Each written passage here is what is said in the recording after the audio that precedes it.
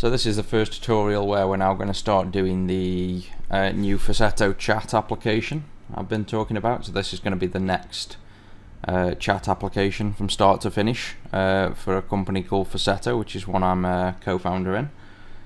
And this is going to be made entirely from ground up, and this will be the very first starting point. So I've spent a little bit of time making a logo and a window, like the blank window that we want to start with. So this is a little logo, a little like emoji, and then I've picked a decent font that's got a free license, which is Lato, which is just Lato fonts.com, and you can download those fonts. And then I just made a nice, clean, modern looking window. So it doesn't look much right now, but trust me, this is already a huge task just to get this, nice clean window showing. And this is how it'll look on like Windows XP and 7 and 8 and everything. This is going to be completely customized. And this is just a Photoshop file I just mocked up. So now we've got to actually make the WPF. So this is what we're working on. This is what we want to create. So let's get straight into it. This is going to be a long process, so I'm going to try and go as quick as I can to keep the time down. Create a WPF application. We're calling this Word, so that's what we're going to call the actual product. And then this will just create your blank WPF application. We want to add the logo that I created, so create a new folder called Images. Add another folder, we'll call this Logo. And then just right click on Logo, Add Existing. And if you go to, this is a Git repo. So I'll give you the link in the description of the video where you can get all these files. Change this to all files and import the icon and the two logos. Just ignore the Adobe Illustrator. And then you want to right click on Facetto.word project and click Properties. Change the icon to the new icon. We'll open up the main window. Change this to vertical.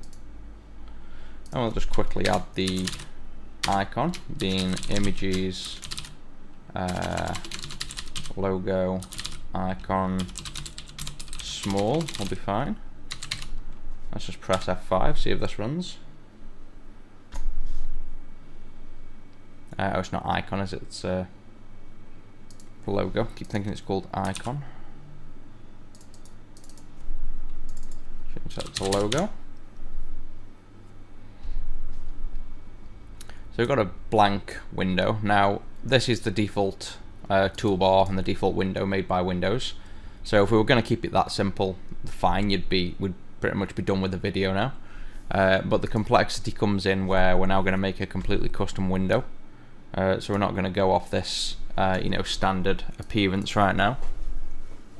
So we're going to start with adding back the previous relay command and base view model. This will go into another project shortly, but for now let's just put these in a folder we're going to call view model. Add existing item. And then if we go to, I think it's C# tutorials, WPF, the last one we did on the video, directory view models base. So you can get these two files from the last video. They'll also be in this Git repo when you pull this code anyway. Add those two. Just go and change the namespace to match our new namespace.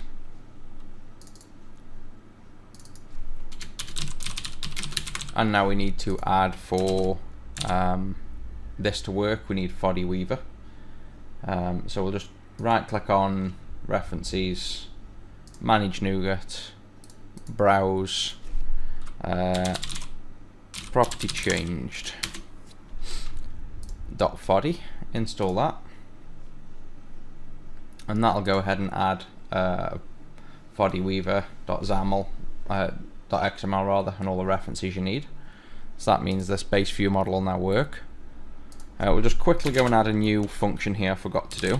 We want public void on property changed. and the name.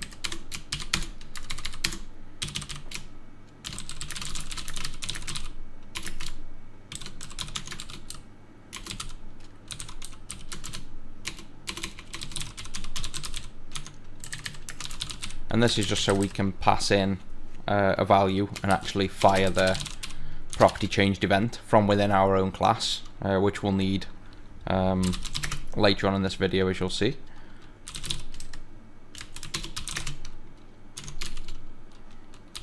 And that really is as simple as that. It just literally fires this event and passes in the name.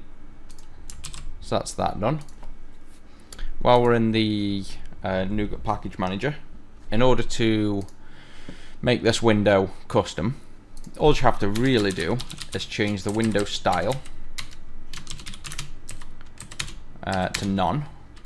And then because we're going to have these rounded radius corners, we'll have to have allow transparency to true. And if you just press F5 to run that, you'll see now that you'll have absolutely no adornments whatsoever, and you've got no ability to do anything. The drag, the resize, the buttons, everything's disappeared. This is now just a blank canvas, and that's what we're going to be working with. So that's got us to the blank side. Now, in order to Microsoft realized this was a fairly common thing to strip out the the adornments around the edge and restyle them. So they've actually created a package, and I think it's called Microsoft.windows.shell. You install that, and then we'll add that to the project admin when we get to the actual main window. So that's all we need with the NuGet Package Manager. We've got the logo added. We'll now add the fonts. So as I mentioned, we're going to use a font called Lato. So just right click, add a folder, call it fonts, and then add to that folder existing items. And again, if you go to back to our repo, Faceto Word, go up one, resources, fonts, Lato, or you can just download them from latofonts.com, I think it's called, and just add all those. And then we'll reference these in a resource dictionary. So in order to reference the fonts, we need styles. So let's go ahead and add a new folder called styles, and then add a new item to that. And styles go in what's called a resource dictionary. So just type resource. You want this resource dictionary WPF. We'll call this fonts, and then you get this. You don't want .styles at the end, so just change your namespace back to just faceto.word. And then we want to add the fonts to here. So we'll come back and do that in a moment. We now want to we'll create all of the blank style classes that we know we're going to need. So when we come to do this form, we're going to have like texts here, we're going to have buttons here. This is going to be a button to open a menu. We're going to have some colors for like the the grays and the backgrounds to get them sort of standardized. So let's just copy and paste this fonts file we had, and let's create all the styles. So we'll have one called colors, which we're going to store some colors in. We'll have one for button styles. We'll have one for, I'll just call it text for now, for like text boxes, text labels, all kinds of things like that. And then we'll add one for windows in terms of when we style this window. We'll do it directly in the window initially, but then we'll move over to actually putting that style directly in this style here. And now we want to let's see what we want to do next. We want to go to the app.xaml and reference all these styles so that they're available all the way throughout the application. So inside the application resources, do a resource dictionary, and then you want to do a resource dictionary and you want to merge dictionaries, and then put a note here before I forget, because I always forget this. The order is important here. So if you naturally add, say, the lowest level first, like colours, which is probably going to be used throughout everywhere else, and then fonts, and then go ahead and add your actual styles, because they'll be added in order of importance. So if you add colours first and then, well, say you add buttons first and then colours after, and the buttons was trying to find a colour, it wouldn't work. You'd have to then reference it inside of the button style as well, which is just a bit more work. So I tend to try and reference these in sort of order of importance, like the lowest things first, like the fonts and the colours, and then your actual styles on top of that. So you just do styles colours.xaml, and that should reference colours. Do the same for all of them. So you've got buttons, fonts, text, windows. So we'll do fonts next, then we'll do buttons, texts, and windows. And now we've got a load of blank styles that are now available in the entire application. So that's all that out of the way. Let's go and now create the actual font style we were talking about. So we want to, in this style, there's like a special way of defining font families.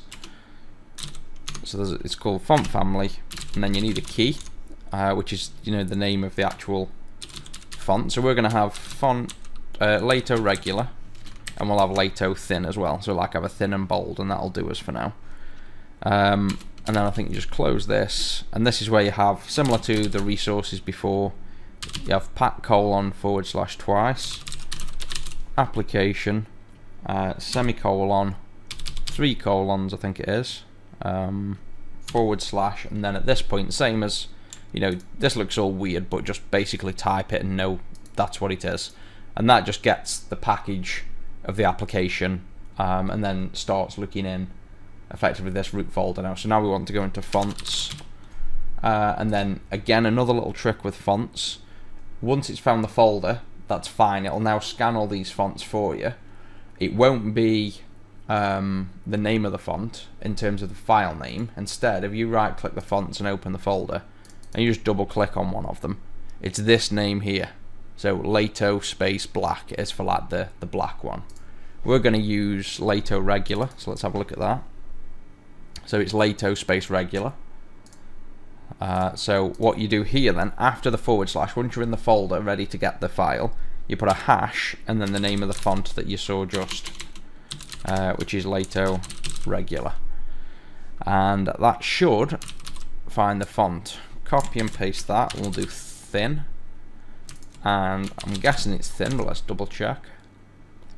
There we are. Yeah, so Lato thin. So that's the weird and wonderful way that you add a font, is to do this pack, then go into the folder, and then do a hash, and then the name of the font that's in there in terms of when you open it up on the computer. So we should have now have the font. Let's go and try and use that then. Let's jump into the window. I think this is just complaining about nothing. Sometimes it does this. You just open and close Visual Studio or rebuild. So I've got a grid. Let's just do a text block. Text equals. I've just had a new keyboard, so my typing's a little bit funny at the moment. Welcome friend, and then that's, I guess, your regular font. Make it a bit bigger so we can see. So that's your regular font, and then now if we do font family, and then I believe it'll be a static resource, and then it's found them there. So Lato thin. Let's change this to a stack panel. So there's our Lato thin, and then Lato regular. So you can see they are, in fact it looks like it's already defaulted to using the Lato font, which is quite interesting. I didn't know he did that. So I'm guessing that's just found the first one you specify and decided that's the default in the application. Let's try and swap them around and see if that's what actually happens.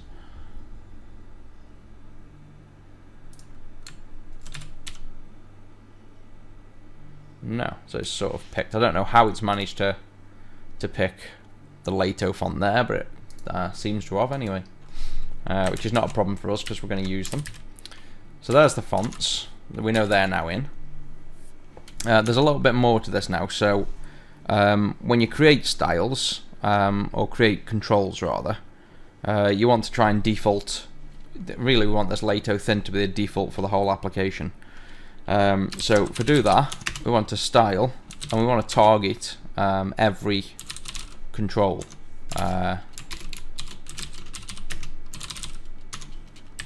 So this is sort of the lowest level we can get to for setting a font. We'll give this a key, and we'll call it base style, and we can use this then as sort of a generic style for every control in the application if we want to set any defaults for, you know, globally. So we want the font family of everything to have a value of a static resource. It's not found it, which is interesting because it's right above.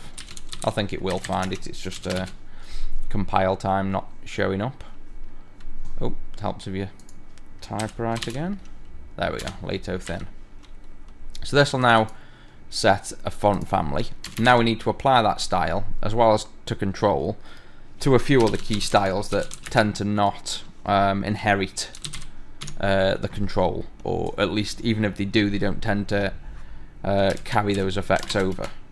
One of those is the button, which is a very funny thing to style. It can be really annoying to try and gauge style. We just base that on again the static resource and base style, and yep, that's it for that. Copy and paste this a few times. We'll do this for label. What's another one? I think text box, text block, I think, maybe. I think we have to create another one for text block. I don't think that inherits a control somehow. Let me just check. No, it goes straight to framework element, UI element, visual. Yeah, so the text block won't be able to inherit from this because it's actually a different type. So we'll make one specific for the text block here. So target the text block, call it base text block style, and this can be based on the base text block style. And then there's, let's say, list view is the only other one I can think of right now. So all we've done there is created the lowest level we can for, like, you know, common elements, which is control, and then for a specific one you do like this, you have to give it a key, and then you have to then just specify the target type without a key and base it on your keyed style. So this basically sets, sort of globally, as in a lot of places, the Lato font. So we should now just be able to, in the application, create a text block, or let's say, see if a button works. I know this is the funny one. See if this has got the Lato font. So you see that hasn't got the Lato font there, and I think that's because it creates text blocks dynamically. Let's try a label. It could also be that we just haven't compiled. Yeah, so labels worked. Text box has worked. Oh wait, there doesn't work for him. Didn't try it yet. Yep, so text box has worked. So it looks like we've got the font globally. Enough for now anyway, enough to carry on. And then we'll now want to do the easy stuff. We're trying to get as much of the easy stuff out of the way as possible. Want to make some colours. So these will be used for, like, the header here, which we're going to have like as the foreground main colour. We want the foreground light colour, which is basically white. We want sort of a few levels of grey for these bars and fades and buttons. So let's go ahead and create some colours. So specify colour, as you'd imagine. My IntelliSense is completely dead, but never mind. So I'll have to do this completely unaided. The colour key, again, so we can find it. We'll make one called background light, and we want that to be, say, quite a light grey, so say EF, EF, EF. And then you'll find you usually need brushes as well, so we'll do solid colour brush, and then the key is, and I'll just give it the same name, background light, and then we'll call it brush. And this will be, it's fun without IntelliSense, I think it's colour equals, and then static resource, and then the name of the colour. And that's how we'll create the colours. Just check I've done that right, see if it builds first. I'll be surprised if that works with no IntelliSense. Okay, seems to have. See if I can get me IntelliSense back. Would be nice. Hey, there we go. So you create the colour, which you can use then in some instances, and then you create a brush from that colour as well. We'll do that for each colour. So I'll just copy and paste. We've got background light. We'll do one that's even lighter for like this fade here, this really faint gradient. We'll make that, say, FA, which is almost white but not quite. Change everywhere to very light, very light. That gives us that. We'll have we want the foreground main for the text, which is basically the your main text color, and this is slightly off black, so it's like a grey. So I'd say we want probably about let's go for about 6, 8, and we can always tweak these anyway at once we actually get the application visibly done. And then we want, what else do we need? We'll have, we'll create some, maybe, I don't even know we'll use them. We want like a black, so let's just call it foreground very dark. In fact, it's completely dark, but we don't know that. So foreground very dark brush, and this is just a black color. And then we'll create just, I guess, a foreground. We need the foreground light, don't we? The white itself. And I think that'll do us for now. So foreground light. And that wants to be pure white. So there's some colours that we'll come back to and use, as we make the app. And now let's go ahead and start the view model. So let's actually move these into base. And then the whole window, in this case, because this is such a heavily customized window, we're going to make a view model just for the window to handle like the sizes of, say, this header bar, and the sizes of the resize when you go to the edge like this and you see the resize handle. You want, specify the size of that and the drop shadows and all the other things that we need. We need a view model for that. So let's go ahead and just make a view model. New item. Just a class. I should have done new class instead of new item. New class. We'll call this window view model, and then we want this to be inheriting from the base view model, and then this is the view model for the custom flat window, something like that for now. And then because this is going to be manipulating the window quite heavily and directly, let's create the constructor. And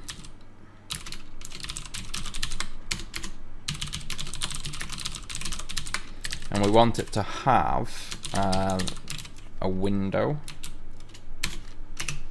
passed in, so we can control the window directly. There'll be quite a few things we need to do.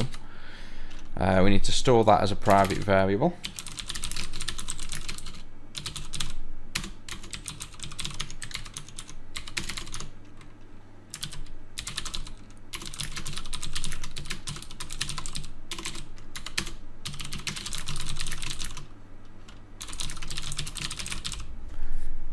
and then just set it here. That's the constructor ready.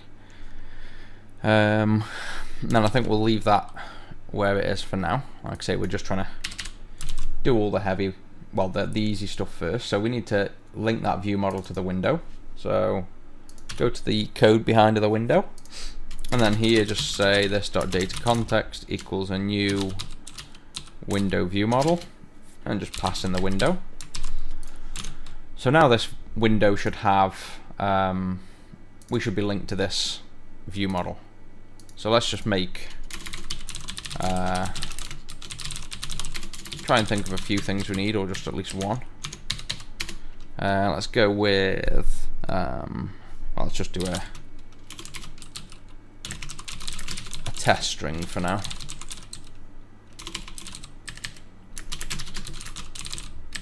And let's try and bind to that. So we should just be able to do a text block, text is binding test,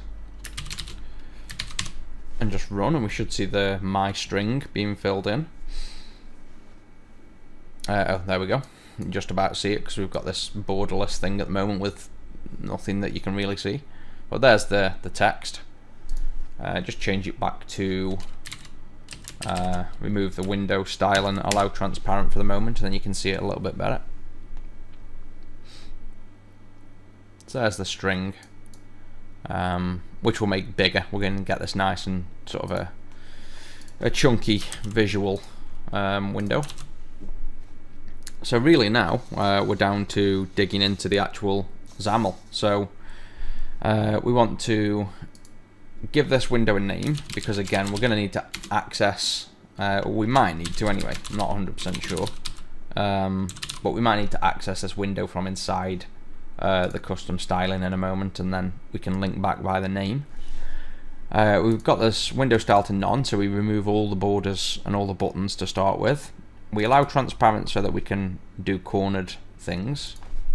Let's make it also always start up in the center of the screen, because that's annoying when it just keeps popping up in different locations. So now it should open up in the center of the screen every time, which it has there. Again, you can't really see because we've got the borderless thing at the moment. We've already set the icon there. The title will say welcome friend. We'll set the height and width a little bit larger, just so we can see more. Set this zoomed out a little bit.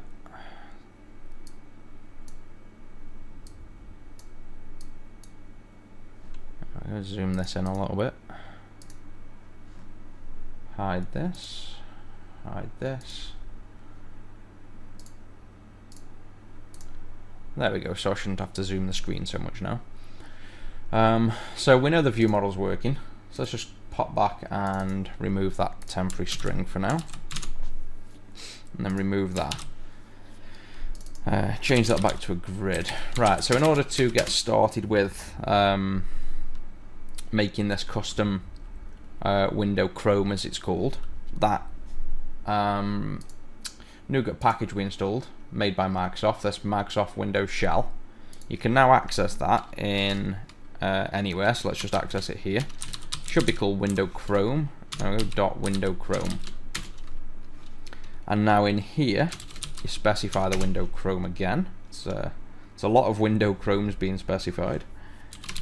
And this is where you can set up all the names of whatever this class does. So one of them is it adds, basically this window Chrome adds the basic support back. So if we run it now, this might already fix it though, but let's delete that a moment.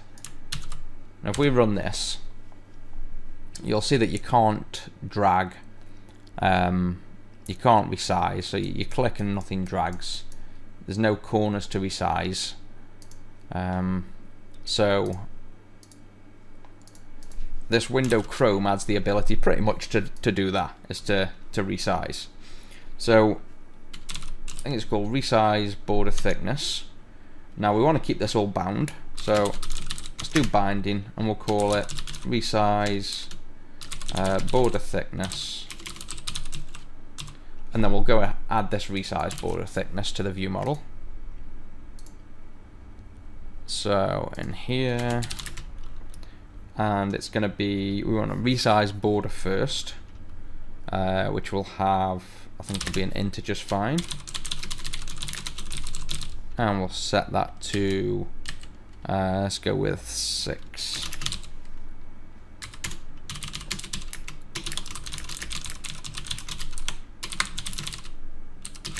And that's the size of how far in from the edge in points, which is sort of pixels, but on high density screens it's a bit more than that. Basically the border around the window that you get the resize handles appearing, so like when you hover here somewhere.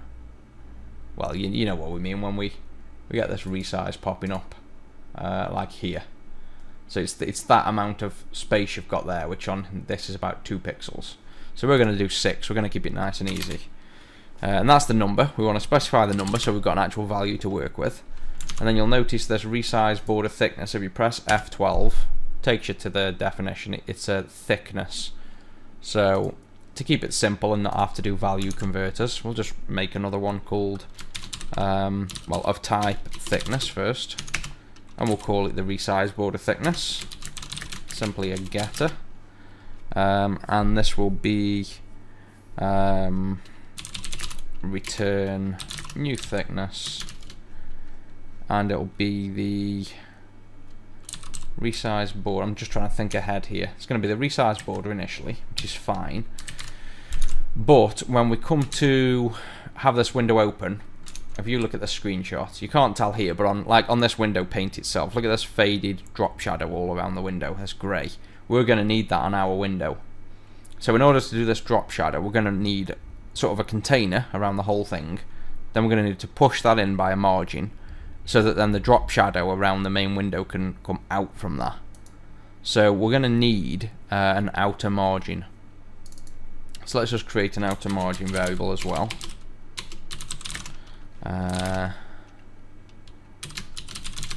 Outer margin size, and we'll make that 10 for now. And we might as well do the window radius while we're here. And we'll do that 10 as well, I think. And by window radius I mean this curved edge around the window. So the margin around the window. So drop shadow. Radius of the edges of the window. So we've got them 2 properties. We'll also need to expose them as public properties as well to bind to. So we'll have the what do we have? The window radius and the outer margin. So we need these are also going to be a bit special because we'll just put them as normal for now. Well, no, actually. So it's hard to explain until we do it, but I just know from past experience. So we're going to have a margin. So our application, see if I can do some drawing here. So I'm going to just fill a block. There we go. So our application is going to be, the actual window is going to be like this. It's going to be around by this outer margin. So that inside we can have this drop shadow like we've got around paint coming out up to that part. So this is the outer margin from there, you know, to the actual window, which is all fine. But what happens when you maximize the window? This is effectively your window. So when you maximize, you'd actually have this border all around the window when you come to maximize. So for the property, the thing we bind to, so there's the inner property, which is the outer margin size. And then for the actual property, which we'll call outer margin size, when they get the property, we want to return if the window that we're controlling, if the window state is maximized, so full screen, you want to return nothing. Otherwise you want to return the actual outer margin size. So when we maximize, the outer margin will become nothing, and so this will then become this, and it'll maximize properly. So that's what we're doing there. To set we want to just set the value. There's nothing really to do there. So outer margin equals the value. We can copy the comment from the outer margin here. And then we have the window radius, which in fact is going to be exactly the same. So again, you don't want this curved radius when you're full screen, so just copy and paste this. It's basically the same. Change this to window radius, and then get the radius comment, paste that in. When it's full screen, you don't want a radius, otherwise you want the radius, and you also want to set the radius. So that's your window radius and your outer margin size that we can actually bind to when we come to do those styles, and they will also then change when the window resizes. Well, they won't, but we're going to make them now. So we've got the window. You now want to hook into listen out for the window resizing. So that's going to be window state changed, and I'll just do, there's no point doing a full function, we'll do it right here. Just do an inline. So when the state changes, there we go. When the state changes, because this is an event, it's not in our view model, this is just an event of the window, we need to let our view model, or in this case let our whoever's bound to our view model, know that they need to readjust for these two values that are changed based on the fact that it's resized. And also we'll make sure actually these are private, so we don't need to do them. In fact, we need the outer margin size. I forgot that was what we were doing. We need also the outer margin thickness. So copy and paste that, because we're going to put the margin on a border, and the margin is a thickness, as we were doing just before we started this. So outer margin size, like we did here for the resized border thickness. You also need the outer margin size thickness, and that's just the same as the resized border, and it's going to be the margin resize, so that's for that. So we need to make sure both of these change, the outer margin and the thickness, the two types. And then the same for the window radius. We need the window radius, and I think we'll need what will we need? Window radius, I'm trying to think a bit too far ahead here. I think it's corner radius let's have a look. It's easier to just do it. So we're going to put this on a border. Corner radius F12. Yeah, so it's of type corner radius. So we'll need, as well as the value itself, the window radius, like we've done for the outer margin. We'll also need a corner radius version of that. It's going to be called, minimize that,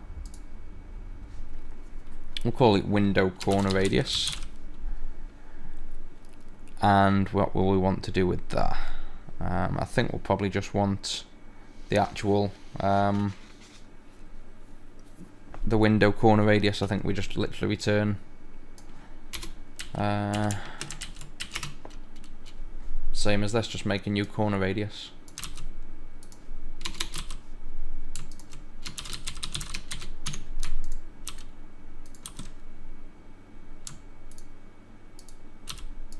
And that should get us the corner radius and the margin. And then I won't go too far ahead here, because I'm starting to get confused myself, trying to go too far ahead before making the UI. But we know we need the window radius around here. I know that's going to be a border, so I know we need the corner radius. I know we need an outer margin to allow for the drop shadow. So we've got the outer margin, then we've got the thickness, which is what the margin will be. And then we've got the resize border thickness, which is how far the cursor can be in here for it to register as resizable. So this needs the same. In fact, the resize border will be 6, but then again, so if this is the border around the window Chrome is going to presume our window's this big, so it's not going to account for this white space. So if we set the resize border to 6, we effectively want the resize to be 6 pixels from in here, like from this area. We don't want it to be from out here. So the resize border thickness that we set on the window Chrome needs to include the outer margin size, so that it steps in this far and then adds our 6 points to it. So even though the resize border, that's the real value, the thickness that we bind to this window Chrome here, we want that to include the outer margin size. So that wants to be plus the outer margin size.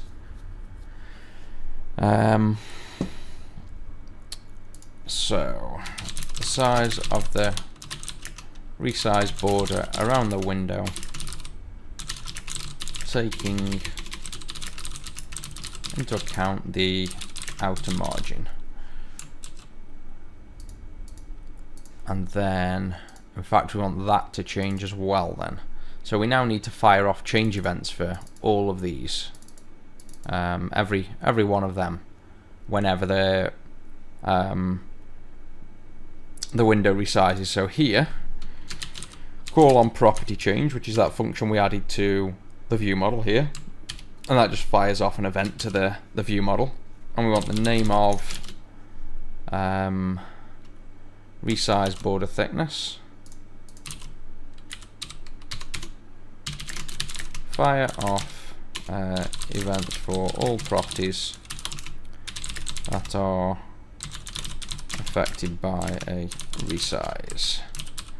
So that'll be 1, 2, 3, 4, 5. I change that,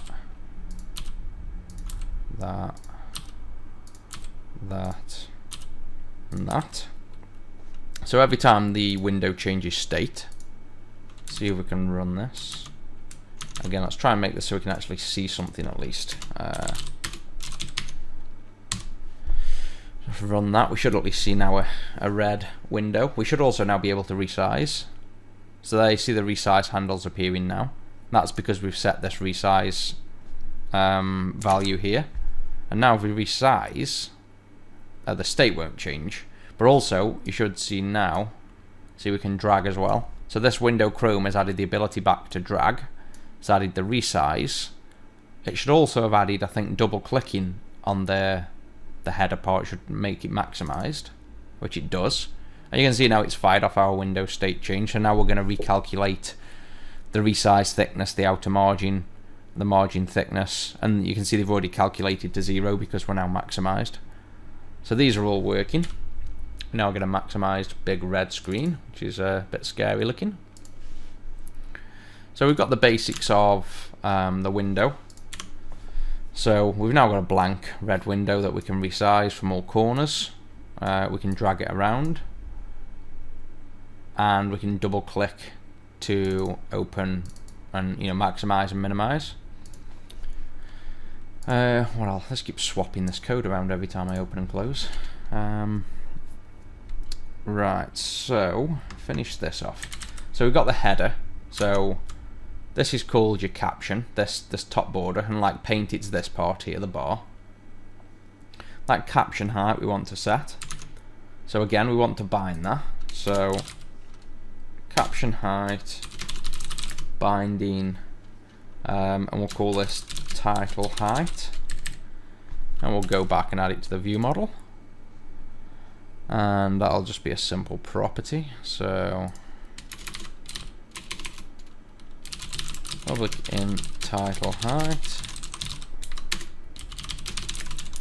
the height of the title bar caption of the window. Set this to about 42 so it's nice and big. And the only way you'll really see that if we run this, Basically we just randomly click and drag, and you'll see that like if we click here, you can't drag because we're not in the caption header. Go a bit further up, and there you can see we can just about start dragging here. So there's your 42 on your header. So we've got a decent size header now where we can click and drag, which is going to be, I didn't mean to click reset there, it's going to be this header. And you have to make this whole, you've got to remake all these buttons now, and the icons and the text and everything, because the window Chrome gives you the ability to, you know, click your mouse and do things, but it doesn't make any of the UI at all. It's up to you to design your form. So that's the header. And then we'll also just make sure, I don't know what it is by default, it's called glass frame thickness, and that's the, in fact if we remove, I know you won't see it anyway, but the glass frame is like, when you used to look at Windows 7, it's like the border that it naturally puts around your window, where Windows literally adds that blue border around. So we set the glass frame to 0, making sure that on all windows it's going to be completely seamless, it's just going to be blank.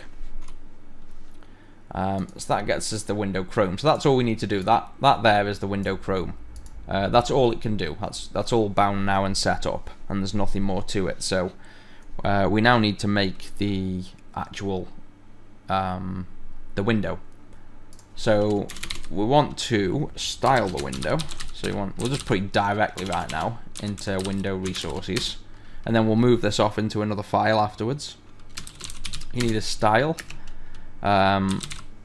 Target type is going to be this window for now. Again, we'll change this afterwards. It's going to be, and the window is called main window in terms of, you know, the class name, not the name inside of XAML.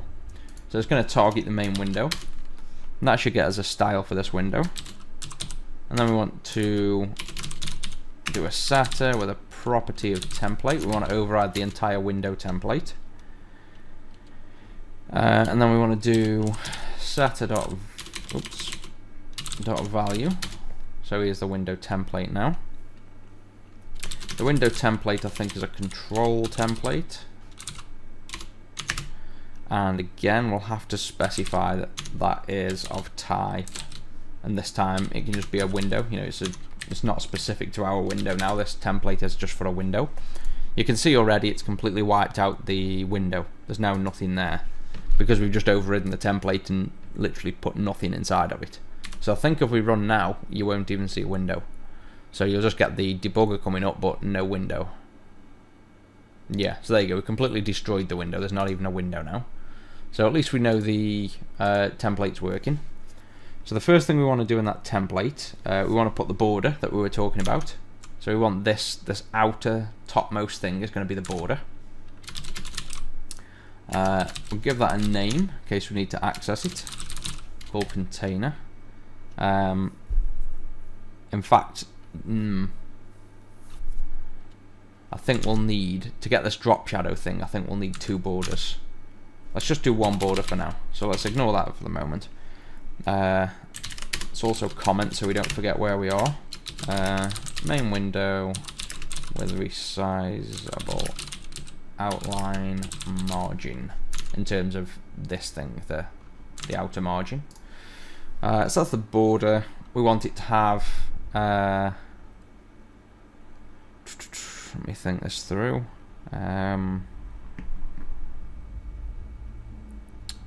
In fact, it just needs to be, no, ignore that. This is just the topmost border first. Wants padding inwards. Wants to be bound to, what did we call it? Outer, got no IntelliSense for that. Outer margin size thickness, I think it was. And then inside of that, we want to put a grid for the main content. Let's just make this grid red. Let's make the border green, just so we can visually see what's going on here. Oh, or grey, well, whichever, that's fine. You'll notice this doesn't show here because the binding isn't happening right now. It's, you know, at compile time it's figuring that out. You can put a colon here and do a fallback value and do, say, 6 or 10, I think we set it as, just so we can visibly see a similar result over here. So that fallback value happens when it finds nothing, which at design time it's just not finding that value. When we run, it'll actually find it from our view model. So it'll find the outer margin size thickness from here. So if we run this now, we should see a grey, basically we should see that, a grey outline.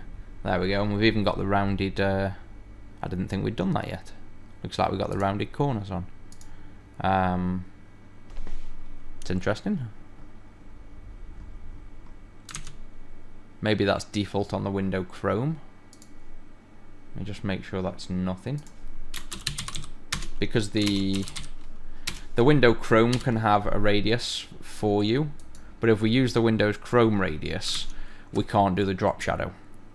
Because then it'll be, the curve will be here and there's no way to do a drop shadow, so we're making our own. So I'm guessing that corner radius was added by the window Chrome. Let's check. Yeah, so there we go. So now we've got a perfectly rectangular window. So the grey is our official window. That's going to be the transparent part. That's going to be this hidden part here. So we'll just remove the colour grey. And then you can see you can resize down to about 6 pixels into the red, which is what we want. We've got the 10 margin there, then the 6 inside the red. So let's turn the grey, let's make a comment what this is. So this is the outer border with the drop shadow margin. And we can remove the grey, now we know where it is, and we know it's fine. This grid is the main window outline, which we'll keep red just for the moment, so we can see it. Then inside the grid, we're going to want a border. So this is where we want then the main border, and this is going to be this border with the radius. So let's do a border, corner radius is binding, and it's the window corner radius. And what else do we need? We want the background, so we need the window, the actual main window background, which we created inside of colors. This one, foreground light brush, so we want this foreground light brush as the background color. And I think that's all we need. Oh, we want the drop shadow, obviously. So in fact, let's remove this grid red now, because the border should have white. Again, you're not seeing it here, so we can do a fallback value of white, just so we can visibly see the same thing. Inside of the border, there's something called border.effect, and in there you can do a drop shadow, which is lucky. That's how easy WPF makes the drop shadow. Shadow depth is the distance from center, so you can see that's going so far down. We want it to just be right behind and just a fade around. We'll have really light fade, so like 20% brightness, just want it really faded. And let's run that, and we should have the corner radius, which we'll add a fallback value to as well. So there you go, it's already looking nice. So you can see we've got a white window, we've got a nice curve, and we've even got the drop shadow already. So it's coming along quite quickly. I think that's a bit larger than our corner radius here, but that's fine for now. Let's roll with that. We can drag it around. Let's make the corner radius fallback value, so we're visibly looking the same here. Window corner radius. Oh, that was 10, wasn't it? By default in ours. So we've got this far. What do we need now? Now we want the main content, I guess. The actual, there's the outline, which is just, we've got a grid, and then inside the grid we just put the border and let that fill the whole grid. And then we're just going to put another thing in the grid, so that's going to sit on top of the border, if you will, instead of inside of it. And this is going to be now the main content, if you will. So this is the main window outline, main window has the window border and drop shadow. I think is a more descript name. This is the main window content now, the main overview of everything. And this is going to be a grid. So now we're inside, effectively ready to start making the header and the main content. So we want some rows. We want 3 rows. We want 1 for the header, 1 for this drop shadow, because the header we've defined a size for, so we need to set the grid rows height directly, and this drop shadow is an additional. So I want a row for the header, a row for the fade, and then the row for the rest of the form. So row definitions.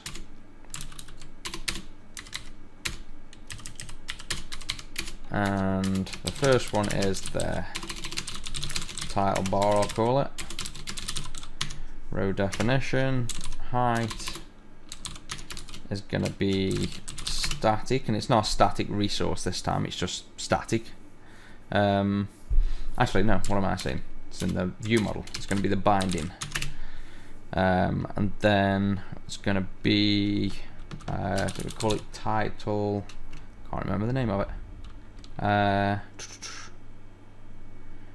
We call it title height. In fact, have we even made a title height? Because this is going to be, this height is going to be, I know, a grid length. So we need to make actually make something called title height grid length, I guess we'll call it. Go back to the view model.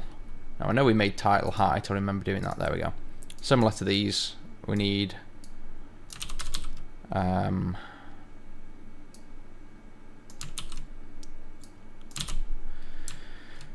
grid length of title height. So we just basically return a grid length containing the title height. Now we can bind to that, which we've done there.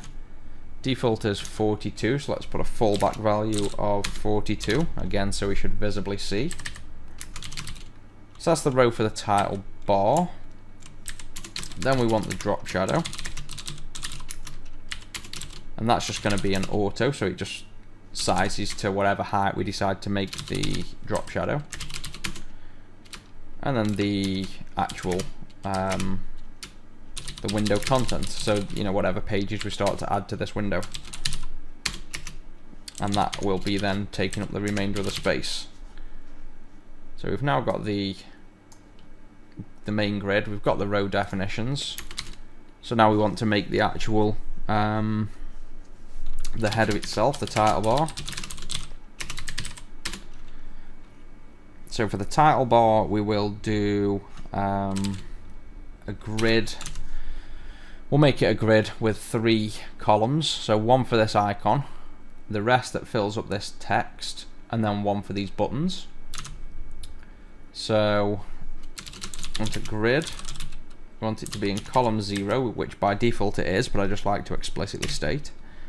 And because this is going to be containing elements that are part of the window Chrome, we want to make sure the Z index is up from 0, otherwise the general grid itself will overlay. It sounds weird, but effectively you won't be able to click like these buttons, because when it's in a window Chrome, the outline, it's slightly different. So just type Z index, you get panel.zIndex, which I guess is what is now a Z index on a grid, and just set that to 1, and that just brings the grid to the foreground. You can see there now we've got a definition. Let's just change the background color to see this, and run the application just to make sure it looks the same. And there you can see, and now we can also prove that because we're drawing this directly, let's make sure we can only drag. Now you see we can actually drag, we can drag there, which is slightly off, so there's something wrong with our calculation of size here, because we've got a few pixels in the white there we can still drag. So let's take a quick look. I think the title bar grid length needs to also include the resize border, because this grid is going to be inside the resizable part. So we just tweaked, we added the title height grid length is including now the resize border. I'm pretty sure that's what it was. Run again and we should now, there you go, so we just go onto the red, we're exactly right. So now the red area, the header, is what you drag the form on, and everything else outside of you can't drag. So that's the header size done correctly. It doesn't look very good, so let's start making this header bar. So we need some column definitions, and as mentioned we want 3. So we want the first one, it's going to be the icon, and that's just going to be width auto, just to fill itself, whatever size the icon is. So call it icon, then we'll have the title.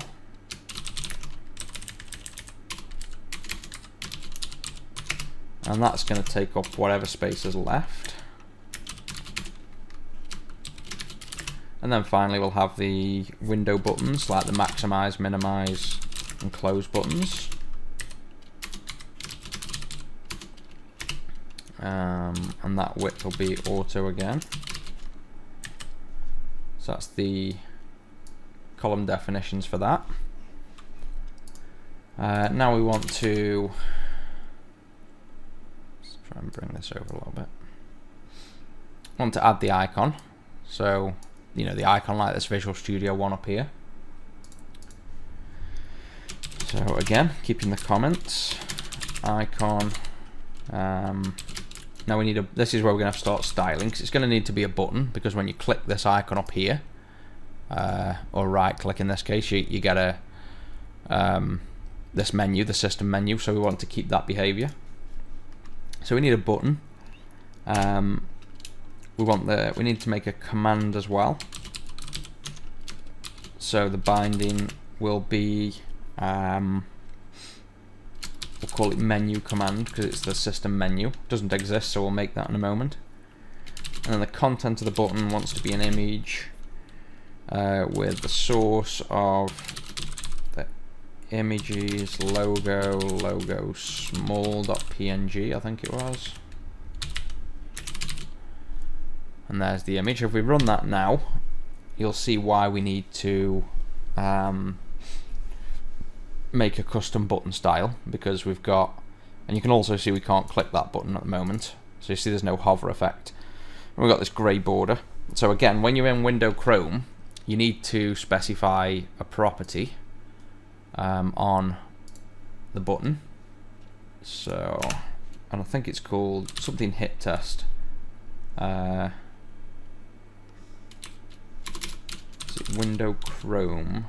Yeah, Windows Chrome.is hit test visible in Chrome to true, and I think that then allows this element to be, you know, interactable when it's over the window Chrome. So that's now got your hover, but you can still see you don't want this as the icon. We want it to just look like this, just an icon.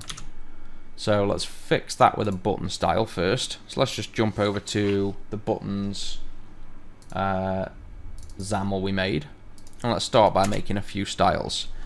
So we're going to start with we'll make a style called hoverless first, which just simply removes the hover effect of the button. So we'll have, and we'll also need to reference the colors and the fonts, because we're going to use both of those in this style. So we can go to the app.xaml and just copy this resource dictionary,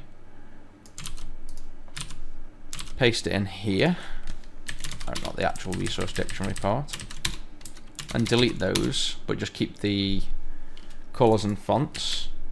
Remove the folder because this is in the same folder as those. So now we've referenced the colors and the fonts, we can now use them in here. So let's make a new style. Oh, I've lost my IntelliSense again, let's try and get that back.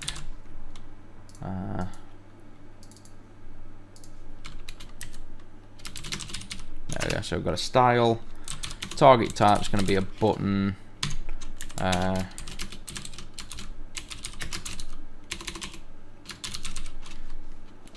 think there's a button, just button will do. I think there's something called a button base that goes a bit more lower level, but button's fine for now. Key of this we'll call hoverless, keeping it nice and simple. We want to first remove the background of the button, so that horrible grey. Property is background, values transparent. That'll remove the background. Then what else do we want to do? We will remove the border, because it's got that border on as well. So just change the border thickness to nothing. And in order to remove the hover effect, let's just override the template and just make it a basic blank template. I think that's probably the simplest way. So set the value. I'll have a control template. I need to target the button.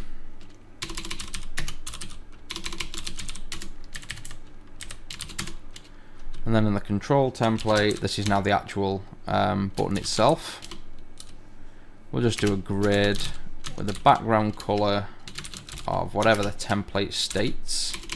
So in this case it'll be the transparent, but if we want to override that, we'll pass that property through. And then we'll have, in fact no, let's make that a, yeah, because we need padding as well. Let's change that to a border. And I want padding, and again, template binding to the padding. So the thing we'll honor is if they set the background, where's my mouse gone? If we set the background to a color, or if they set padding to, you know, set the content with like this, we want a bit of a padding around the button. We want to click out here and still click the button, but we want, you know, the image to go smaller. So we'll keep the padding and the background color. And other than that, we'll just then put the content presenter itself in there, and by default we'll just center the content horizontally and vertically, and that'll do. So by default you'll now have, if we make a button that's like this long and there's some text in, it'll just center to the center, which is I think the default behavior anyway of a button. So let's test if this works with hoverless. So just remove that, well, let's leave that in for the moment. Change the style to static resource hoverless and run. And we should now, you can already see here it looks like it's gone, but let's just confirm by running. So there's a big button now, which is just an icon and there's no hover effect. Let's check if the padding works, so we can make that smaller. Button style, let's just chuck some padding in here and do, say, 8, something like that. And again, it looks right there, but let's just confirm. Yeah, so we've got like a padding now that works around there. So let's just delete that and delete the style. We now want to move this window Chrome hit test visible to a style as well. And we want make one specifically for this menu button, if you will, this system button. So we'll make another style, and we'll call it system icon button, I think we'll call it. So there's your main hoverless button, and we can now base our next style on that because we want all those properties. System icon button,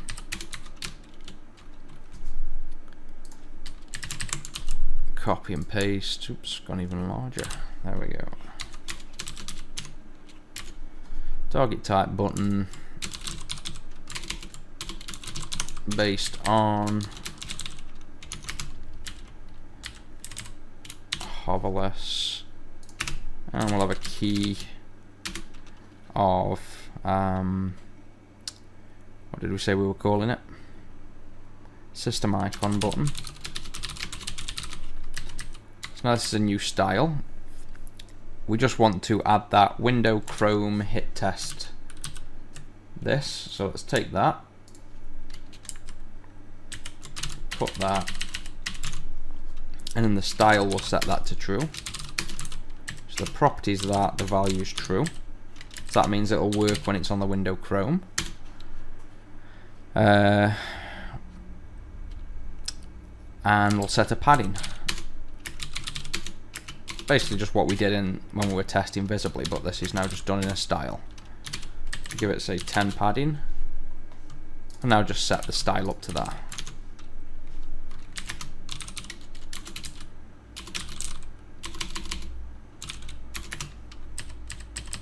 System icon button, and press F5, and let's take a look if we're happy with that. And then all that's left is to, yeah, looks good to me. We now just want to bind, we want to create this menu command. So if we go back to the view model, properties, commands, and we'll want a few, so we might as well do all the commands now in one go. So let's do iCommand.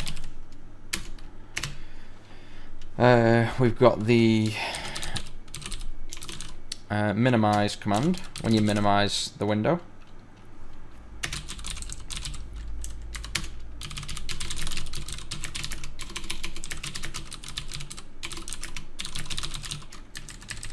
Got one for maximize.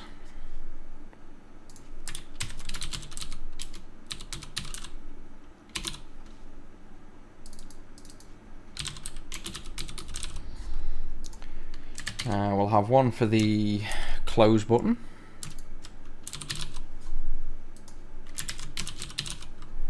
And we'll have one for the menu, the system menu up there. Just call it a menu command.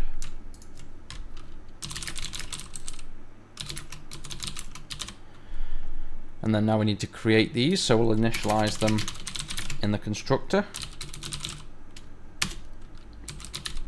Minimize command is a new relay command. We did this in the last video. And it's a simple case of window state equals minimized. That was easy. The maximize behaves slightly differently. So when it's maximized and you click the maximize here, it goes back to normal. And when you click it, when it's not maximized, it maximizes. So basically, you could do like an if statement that says if the window state is maximized, then the window state is normal, else if it's maximized. Instead, if you take a quick look at window state, it's an enum. So normal is 0, maximized is 2. So if we do similar to the Boolean toggle we did in the very early videos of just basic C#, if we do an XOR on maximized, if it's already 2, it'll go to 0. If it's 0, it'll go to 2, and it'll like basically jump between 0 and the value that you're toggling with. So to maximize, you just do this little, I always call it the duck. It looks like a duck's eye in its beak. And this is an XOR, so basically it means if the window state is this value, it will become 0. Otherwise, it will become this value. And because the window state 0 is actually the other state that we want anyway, we want to go from maximized to normal and normal to maximized. This is a cool little trick to do that. So that's a nice way of doing that. You've got the close command. And then on the close command, you just want to do window close. And the only one that needs any sort of slight amount of work, which actually we probably can do this in a one-liner as well. The menu command, we want to do, there's something called system commands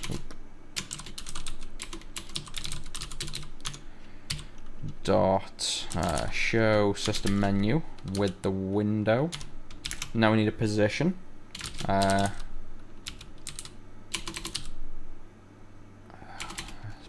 Position. Get the position of the mouse relative to.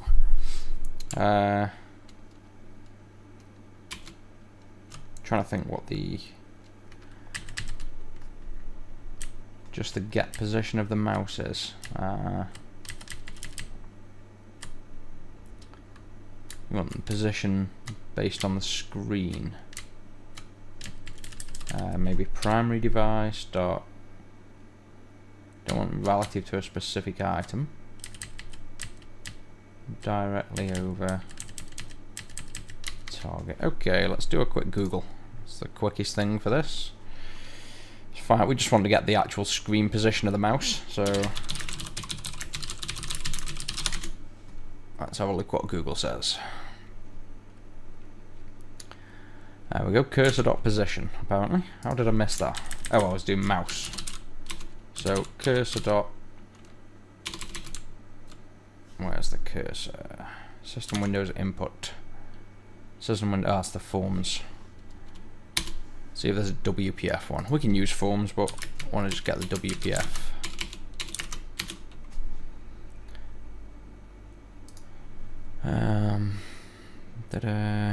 E.get position. Using mouse down. Don't really want mouse down. E.get position, this, point to screen. So they're just using the, doesn't look like they've even got one in WPF. They're using the Windows forms. Okay, so looks like we are control.mouse position. Windows forms, we don't want that, using Win32. Okay, as nasty as that is, I'm going to use this. I'm going to use a DLL import to get this this mouse position, because I can't believe WPF doesn't have that built in. So let's just add it to a helpers, we'll call it, down here. So private helpers. And we've got a DLL import, which just brings in a normal DLL file, so you can call things from it. And this is like C++ code, if you will. Int32, and we won't bother commenting this. This is, well, we might as well.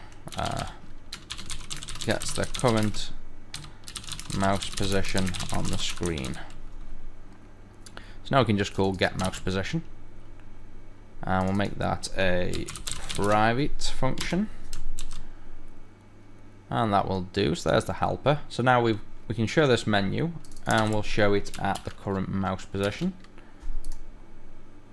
Do we return a point? I think we do. And there we go. So this is already bound, menu command, to the button. So just clicking, left clicking. And then it should basically show the menu at wherever we've clicked. So let's just test that works. It'll also test that DLL import. No, that didn't work. So we're down there. Let's see if that's... Okay, let's just check the X and Y aren't messed up there or something. Just flip them around.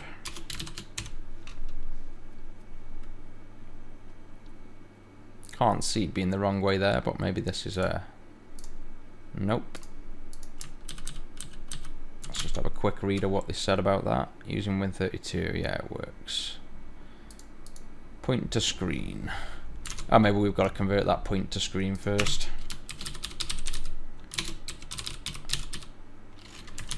So let's just pass that point in and see. We just need to do a translation from the native position. I think that might have been a position relative to... No, it's even worse. Okay, let's kill that.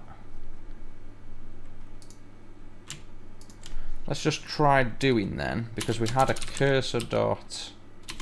no, it was mouse dot get position of the window, and then point it to the screen, maybe. Never had so much fun just getting a mouse position before. Okay, let's check just that. If not, we'll do a little bit more Googling. Can't believe there's such limited support for the mouse position. Now that looked a bit more promising. So that is actually the position inside my form that I'm clicking. So we're getting somewhere there. That's the position, but so that should work. So that's the position inside the form. So we can actually do then get position. We know that's the position in the form, so we just need to add. It's gonna have to be a non-static. We can now just add the window position itself. So the left and the top. I think that should work. Oops, hang on, now I've done mouse position. So move that. We don't need a DLL port now. Get mouse position. This will make sense in a minute. I'll explain when I'm done. Get rid of this now. We don't need that. I don't need that. Draw position equals. This is the position of the mouse relative to the window. We should post this solution on Stack Overflow, but never mind. Add the window position, so it's a to screen. So that's a new point of position.x plus the left and position.right plus that. So as long as I'm not going crazy, this should now finally work. And basically we're just showing the menu where the cursor is on the screen. That's all the pointers.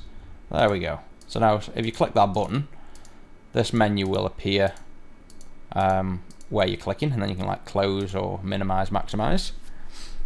So much for Google helping. There's the commands. So we've done the menu command. We can't do these commands because we haven't made the buttons yet, but they're ready to now use. So let's go back to the UI. We've done the little icon. I think that's fine. We'll use that as is. Now we need to do the title text. So we need to do this text over here. So for that we will do now we want this text, if this text becomes really long, we want it to shrink. We want it to always be able to be visible. And at the same time, if the text is only, a single letter or small, you want it to fill this, expand vertically wise to fill the size of the header that we make it. So to do that, we'll use a view box, and basically whatever you place inside of a view box expands to fill. So you'll see what I mean in a minute. So, and it also shrinks to fit as well. It basically keeps it at the size that it should be. Place it in the center column. We'll just set a little margin up so it's not, well actually we'll leave the margin off for now, and then I'll show you what happens. So inside the view box, we'll do a text block. We need a new style for the text block as well, but we'll do that in a minute. So we want to have text binding to, we want the title of this window.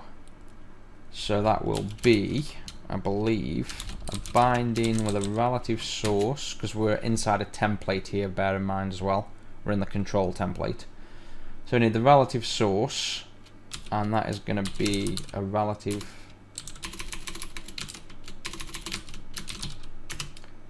source, and it's the templated parents. That gets us back up to the actual window itself, and then from that we just need it to be the title, which is the actual title of the window here. So we've jumped up to the templated parent, which is the window, because we've templated the window, and we get the title. So that should be that. Close that off, and close that off, and let's just run. Well, we can't see, let's just do a fallback value so we can actually see something. Welcome friend.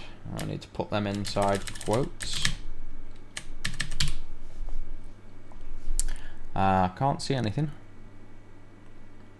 Relative source does not support converting from string. Oh, it's lost the hell's going on there. It's putting equals for some reason. There we go. So you can see we've got a tile now, and you can see the view box. What the view box has done is made it fit, so it can't expand anymore. So if we did, like, say, font size equals 200, you can see it's not changed. The view box is keeping it in there. If we do font size 0.1, I think we've managed to break it there. So the view box should have a stretch option. You can play with them. So there's fill, just literally fills all the space, doesn't keep any uniformity. You've got uniform, which is I think just is what by default it is, so it'll keep it smaller, but it doesn't look like it's making it grow. And then I'm guessing uniform to fill, just fill it all up with it. Yeah, so actually it doesn't look like it'll make it larger, won't stretch it, which I thought it did. Font size 1. In fact, I think it is. I think it's just anything less than 1. What's the default? That's 3, 4, 2. Yeah, so as long as the size is, bigger than a small font, which it's going to be anyway, in this case, it's going to then keep it within that size, so you can always read it. So if we did, say, well, let's run this first, F5, and so you can see it actually in the tile. We should also change and you can see the fonts styled based on our style. In fact, it doesn't based on our style. We haven't put a style on yet. It's that text block has pulled in, by the looks of it, our text block default style here to set the font up, so we know that's working. Let's make the view box. Okay, we haven't got a background for a view box. Let's wrap it in this. Our favourite colour, red. And I just have to put that on the border for now, just to show you. I'm just trying to visibly give you an idea of the size. So you can see the view box has stretched the font, or in this case it's shrunk it to keep it within that red. So you can set, if you remove the view box, you can see the font size by default is tiny.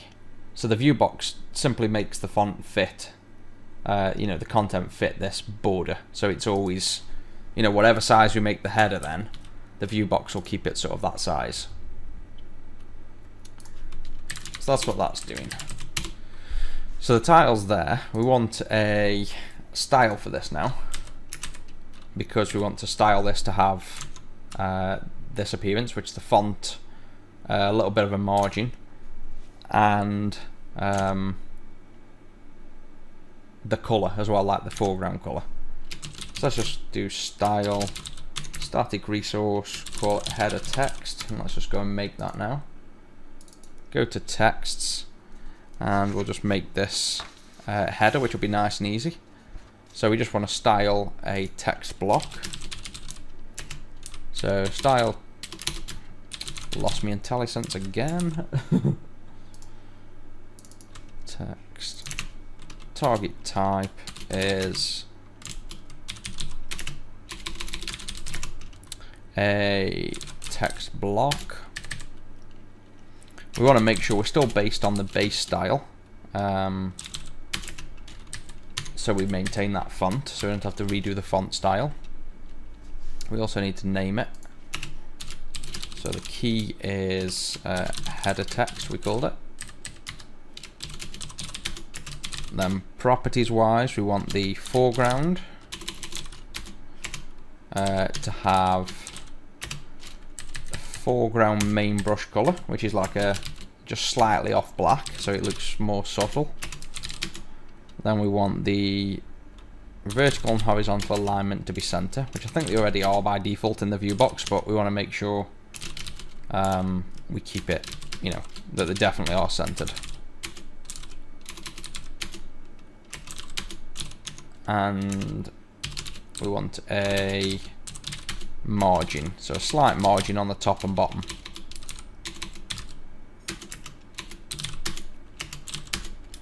Let's just go for like an 8 margin.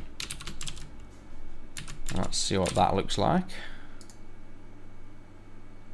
Well, it looks quite good actually. Let's run this and see.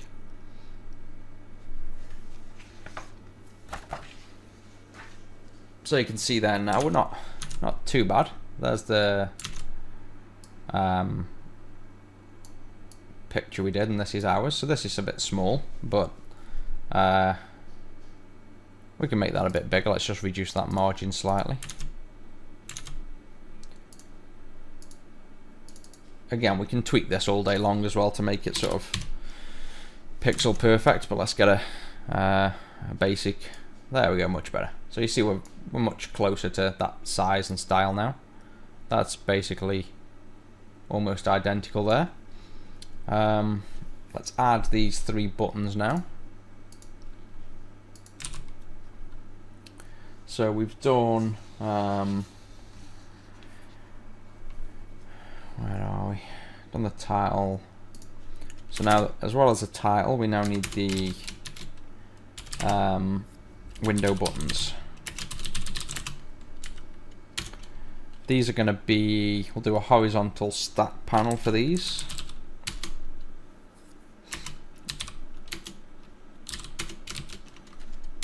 We want to put this on second column, which is the third. Number 2 is the third one in. And now we want 3 buttons in here. So I've got 1 button. And we're going to do, we can achieve these because I did this in Photoshop. This is just the Lato text. So we're just going to literally have text as the button and make that the actual button. So the content for the first one, the left side one's an underscore, which, let's zoom in here.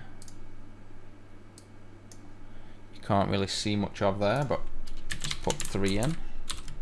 Do like a retro window and an X. And you can see the buttons there. And we obviously need a style for this, so if we run this, you'll see the styling isn't great. So they're just basic buttons with no margin. They're also not clickable because they're in the header. And they're also overlapping the corner there, which we'll fix afterwards. So let's first make a style for these buttons, make them a little bit more expected. It's going to be very similar to the other button. So let's just go to the button styles. So we've got a hoverless button, we've got a system button. We'll call this one window control button, I think. So style, target type as a button. The key is window control button. And again, it wants to be based on the base style.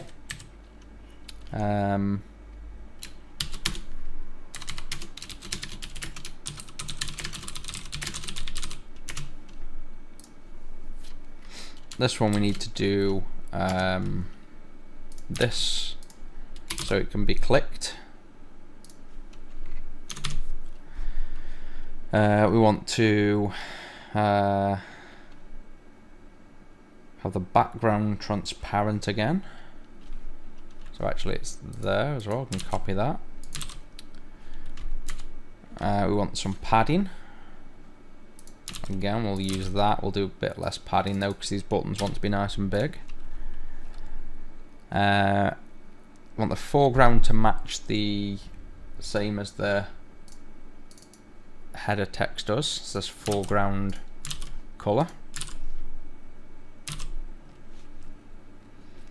And then let's have a look. Well, let's get the what do we want? We want the template again, very similar to this one. So let's start with this template to get a basic a button. We've got the background, got the padding, text box vertical, horizontal. Now we're going to need to replace this content presenter, I think, with an actual text block for the hover effects of the buttons, because we're going to need to set the background color of the button. Actually, we might be okay leaving it as a content presenter. Let's leave it as a content presenter for now and see how it goes. So I think I don't think the font works in a content presenter. I think that's why. Let's run. Oh, we haven't styled it. Let's stop this when it opens. Let's apply this style to the buttons. I think at the very start of this video we showed that the buttons don't tend to style by default. So, although it does look like they've got the font now, well, let's see.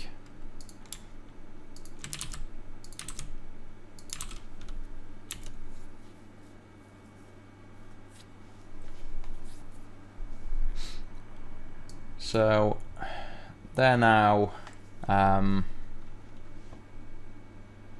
really thin. For one, that's a bit too thin. And we need the hover effect of the colour. And then they also want to be bigger than that. It's hard to tell. Let's colour this background again so I can see what's going on.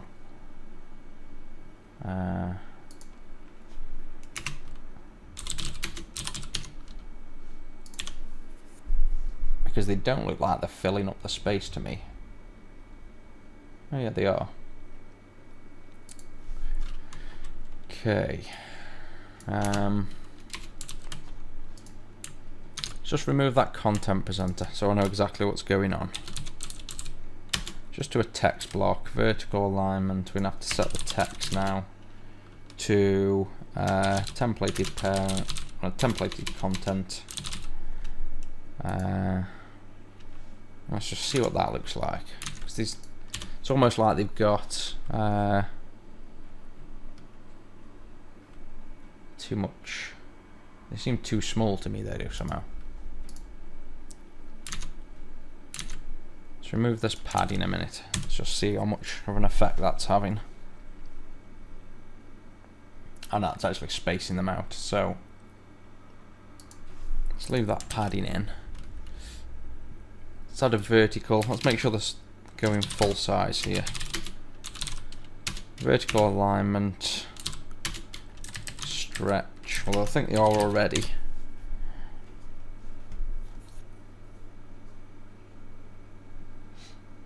Yeah, I think that's probably big enough. We want to space them off the side maybe a bit. That's just a bit too close to the edge. So let's get the hover effect first so we can see something happening. So in this control, to do a hover effect, you do style.triggers, and then the trigger, thought it was property. Yeah, property is mouse over, I think it is. Value of true. So when the mouse is over and it's true, we want to set the background color to, in fact we need two styles here because we want the background of the other buttons to be grey and we'll make the close button go red. So we want the background of this to be a static resource, and we'll do the background light brush. See if that's light enough. And let's just start with that.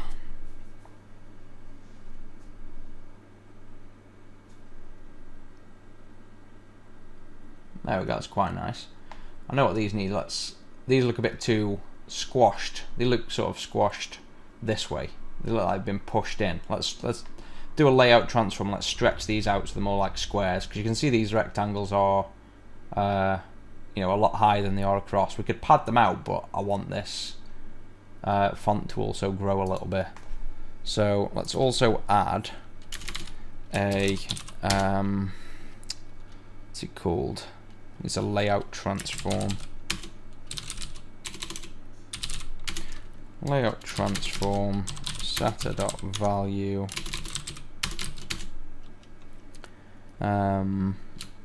scale transform scale X. Let's try it 1.5 for now, and this will physically stretch them but keep them, it won't just be like a graphical thing. The layout will stretch so the buttons will be clickable and things. Oh, that looks much better. Look at that now. Could probably go a little bit more maybe, or a bit more padding. That's alright for now. So there's sort of a nice effect on the buttons. We want the close though to be red, so let's make one more style. And what will we need to do? We just need to add want to override this style.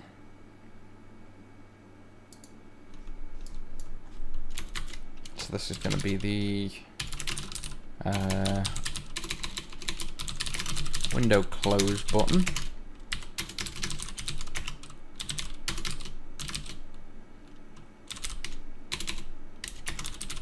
Type of button.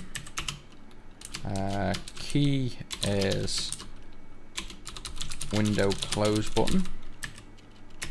And we'll base it this time on the window control button. So it's exactly the same, but we now want a new trigger.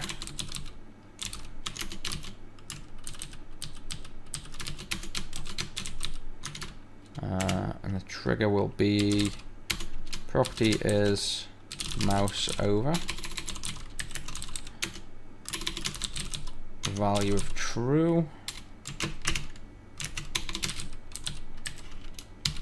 and then when it is over, we want the setter to change the background to, and then this time we'll just hard code red for now because it's a pretty explicit color. If that goes red, we want the font to go white, or in this case we might as well use our white value, which is I think foreground light brush, I think.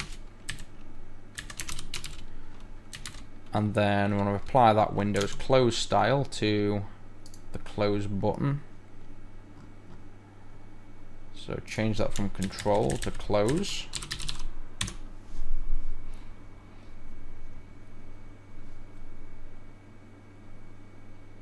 Oh, there we go. And then you'll notice we hover up here, you can see it's got a corner. When we're hovering, it's actually cutting the corner. So we need to fix that. So what we'll do is we'll do a opacity clipping on the part that has this radius. So if we just go back up, and where we've got this border, so we've got a grid, we've got a border. Because this has got other styles on and drop shadows and stuff, we'll make another one. And it doesn't really matter about the border being visible or anything, because it's just going to be used as an opacity mask. So opacity mask for corners on grid, and this one will be border. We'll need to reference this, so we'll call this container. Background, I don't think we care about this background actually. I think we just need the corner radius. I think you need a background in order for it to be in order for it to work though, otherwise it doesn't size. So let's just make this a background light, and then if that's showing through at all on any sort of the very corners here, if there's any sort of clipping from the graphics, it'll give us sort of just a nice grey border, sort of to supplement the drop shadow here. So we'll do the background, and then effectively just the corner radius is what we really need, and that needs to be the not static resource, binding to the view model. So the window corner radius so it matches. So it's the same thing as here. Just do a fallback again for visibly checking here. And that's it. So this is really just, this border is the same as this border, just without the drop shadow effect. And now we want to reference this container inside now the main content, so the whole thing wants to now clip based on, you know, that corner, if you will. So corner clipping, I think it's grid.opacity mask or something. Yep, there we go. And you want a visual brush from visual, and then that'll be binding, and we need to now bind to an element. There we go, container, and I think that's all we need. So let's just check that, and now that button should, as well as everything else, should clip within that sort of region, or not. So that hasn't worked. Let's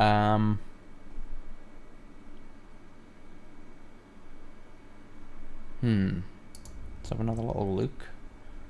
So we've got the grid, got a container, it's got a background, it's got a corner radius, and then this has got corner radius and a background. It's the same with the blur effect, and we've got the content and the visual map. I wonder if that's not finding the element name. No, it should do. Visual, grid opacity mask. Oh, I know why. There's a strange thing in the window Chrome when there's no content. So right now we've got no content at all here. This is the actual Windows content. There's nothing in there. When you have nothing in there, and I think this is it, then it causes the clipping to not work, because then the border doesn't size. So let's just put a button in or something just for now, just to see if that's right. But I'm sure when you have no content, it sort of messes up the clipping. No, it's still not working.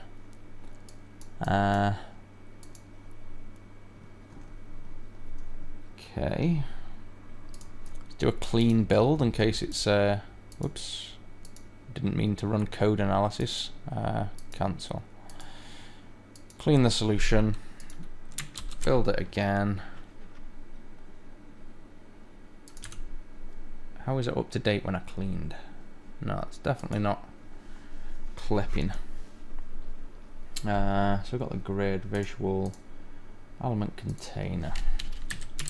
Let's move these around, just try and force it to kick in.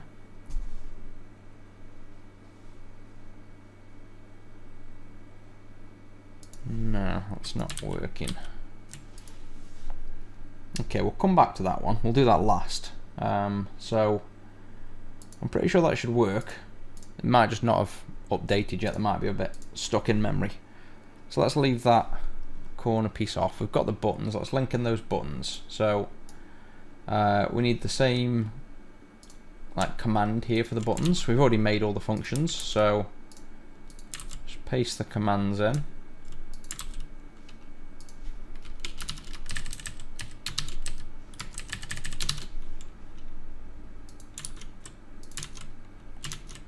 And then we've got a minimize, maximize,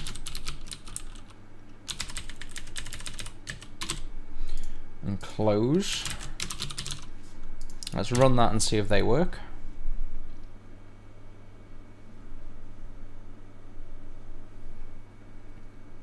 So minimize as maximized. Maximized as maximized. I think we must have typed that wrong then. Oh yep, that wants to be minimized.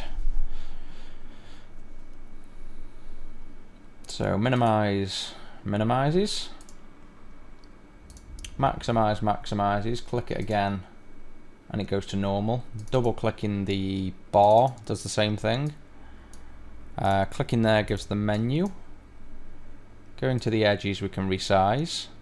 So you can see there, that's what I mean about the view model. If you see the title shrinking to fit. We also want to impose a minimum size, so we don't want it going like, in fact it can go completely invisible here. So we want to make sort of a minimum size. So let's go and add that to our view model. I think we'll put it on. So let's just jump back to here, properties, and we want window minimum width and window minimum height.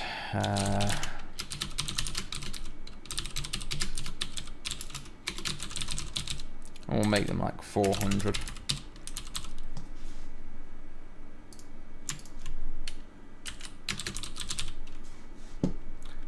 And then we'll give them a comment.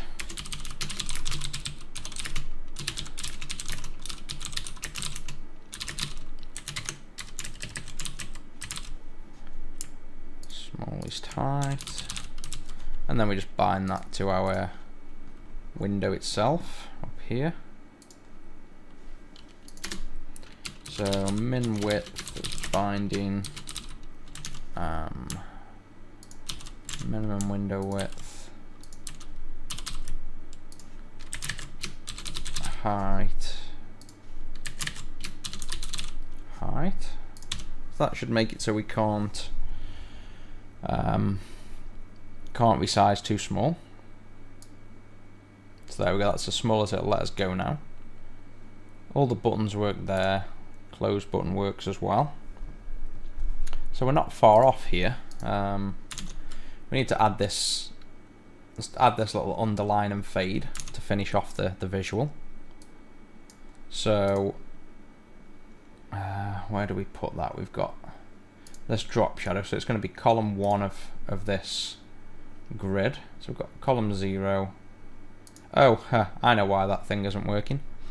We don't have a column for the window content yet. We never made it. So if we do a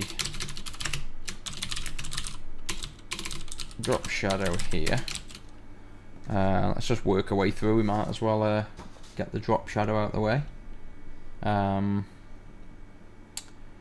It's going to be a border. It's going to be on the second row, so row 1. We're going to make it, I don't know, 6 high. It's not going to be very big. Let's start with that. The way we're going to do it is, well, I think we're going to do it. It'll be 6 high, so it'll look like this, over exaggerated, but say look this big. Whereas you can see the start of it here, this top bit is effectively the top border. So, as the rectangle goes, as the border goes, we're going to just do a top border for the line, and then internally the background we're going to fill with a light grey down to white internal, so that the rectangle is going to be a border on top and a fill in the body, and it's going to be 6 high. So that's what we're going to do. So border thickness, they go left, top, right, bottom. They basically go clockwise from left, I think. So it'll be left will be 0, and then the top we want to be like a small thin border. So this isn't pixels, this is like points, if you will. So 1 will actually be quite thick, surprisingly. So we'll have a border thickness left of nothing, top of a thin one, and none on the other 2. And then we don't just want normal borders. So you can see there's the box now, this little 6 pixel, well, this 6 point box. We want the, you can see on this style, notice I made the borders here, and then it fades out to white there, and fades out to white there. So we want a linear gradient going from white to grey back to white again. So this is the top border line, or what should we call it now? The underline, that'll do for now. And this is going to be the border, yeah, the border brush. So that's the thing that's going to do this top border. We want a linear gradient brush. Want it to start at x0, y0. Want to end at x1, y0. That's a percentage of its size. So that's basically going to start from the left and end at the right. And then you want now to put in gradient stops. I think you just put gradient stop here. The start color on the left will be the static resource foreground light, so that's the white color, and the offset is 0.0, so well, basically 0, but it's basically a percentage from 0 to 1, as in what point of the left to right do you want it to be. So the very left we want to be white. We want 3 stops. We want 1 in the middle at halfway, 1 at the end. So the 2 ends want to be white, there and there, and the center wants to be this grey colour. So we've got a few grey colours. So let's just start with foreground dark. We got a foreground dark colour. I thought we created a foreground dark. Okay, let's just try. Okay, let's just do foreground main then. And let's run that and see if we get the border that we're looking for. We might have to add another shade. That looks quite nice. So there's the cool looking little underline. Now we just need the this faded. Well, it's a drop shadow, but we're making one basically by just doing a fill. So that's the underline, and then this is going to be the drop shadow. So again, this is now going to be the background. What is it? Border dot background, isn't it? And then this is going to be a linear brush again.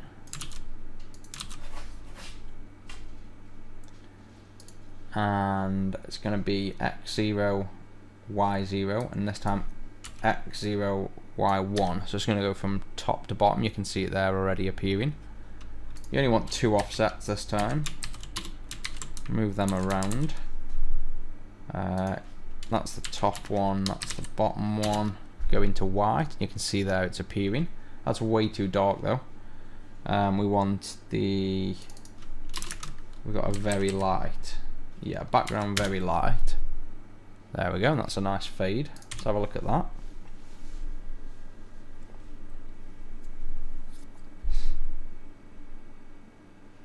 And there we go, that looks pretty spot on. So there's the screenshot and there's ours. This is a bit big now. We'll step that slightly down. But other than that, this is actually looking pretty much complete. Okay, so we wanted to make that header font have a slightly bigger border, didn't we? Let's go for 6, somewhere in between. And now finally, to fix this this rounded corner issue, we should now just have to do the main window content, like the content that's now inside here, the sort of the page content. So we'll call that page content, and that is going to just be, we'll do a border again. Grid dot row is going to be 2. We need some padding just to step it in. We'll do a slight bit of padding. Do binding to the, we'll call it inner content padding, and we'll now go and make it inner content padding, and I think we'll just give that a, now padding's going to need I can't think what padding is. Let's have a look. We've already done it once I think, but it's a thickness, so we need a inner content padding and an inner content size, I guess. So I think we'll make it just the same as the resize border here. It's this, you know, we'll just share that thickness. It's okay for what we want. So the inner content of the main window, or in this case the padding of the inner content of the main window. Call this inner content padding. I forgot already, I think it was thickness. and we'll just make it the resize border. So we'll just basically have a 6 point padding in a content padding. And then inside this border we now need to finally put the content, so this content here that we've got in the window, because this is the template we've overridden. So all this is templated stuff around the window. We now need to put the window's content back in, and we're going to put it in this space. So this area here now becomes whatever we then write in the window. So if we add a button, it'll fill up this space here. So for do that, you just do content presenter, and that I think is all we need. Oh no, you need the content, obviously, binding to the actual content. It's going to be template binding content, or not. Oh, it helps if you spell content right, staring me in the face. And there you go, the test buttons appeared. So let's just run this and let's see if that's also fixed the rounded corner issue we had. So there's the content, there's the little fade. Hey, and there we go, we've now got a corner. Now one thing we made at the very start that we were talking about but we hadn't even done was this, where are we? The resize border thickness. No, not the resize border thickness, the outer margin size. So the size around here where we've got this slight faded drop shadow now, and the window radius, so these curves, when we maximize, these should go to 0, so it should get rid of that corner, and it should also get rid of the margin, which it does, but we are, looks like we're too far over that corner slightly, and we're also, you'll notice, covering the start menu down here. Now I'm aware of the start menu issue, but that also doesn't seem to be quite right there. Something's too large there. We're expanding too much, but I've got one fix first, which I won't bother explaining because I've come across this before. We're just going to add, so go to the project, add existing item, and if you go to the resources, there's a window resizer. This is in the Git repo, that's in the description, and just add this to your project. And this is a window resizer, so I'll just create a folder in here just called window for now, and drag that into it. And then this effectively fixes an issue, as the comments state. It fixes an issue with the style window style.none, where it covers the taskbar. And all it does, in really quick and short, if you've done C++, you'll know that when you create windows, you have this window procedure, which is like a message pump of all the messages that the window receives. And we just listen out for the get min max info, which is called when you maximize the window. And then in that call, we then just get the size of the monitor, the screen that it's currently on, and get the maximum size. So you don't need to understand this. All you need to do is create a new class of this for your window. So we can do that in the view model. So we'll go to the constructor here, and then all you have to do to fix that issue is fix window resize issue, a new window resizer, and pass in the window. And let's run that, and that should fix the covering of, in fact we haven't got a toolbar, let's show the toolbar. So if we maximize, we can now see it's actually fixed all the sizing issue. So you can see now the small border around the control, the corner radiuses have gone, whereas now if we get rid of that fix here, just comment it out, you'll see the issue that you have without this fix. So you maximize, and you can see the content's disappeared down here, it's gone below the bar, and also you can tell at the very top corner that it's basically oversized, the size is just not right, and that's basically just a bug in there Windows style.none of WPF and Windows forms in general. So this fixes that size. And I think that's actually everything. I mean, this pretty much, if I just remove that button, go back and remove that. And now let's remove the red. I'm not going to be quick enough. Let's do that again. In fact, let's keep a colour, otherwise you do get the issue with the clipping. Static resources, Facetto light. And then let's compare this to our Photoshop file of what we wanted it to look like. And we'll see how well that compares. So we've got, where is it? Here, without the drawing around. That's a pretty damn close likeness. I'd say it's almost perfect.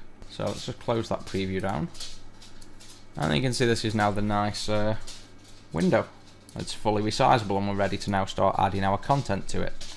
So the next video, that's what we're going to do. I hope this has been useful. It's been quite a big, complicated job.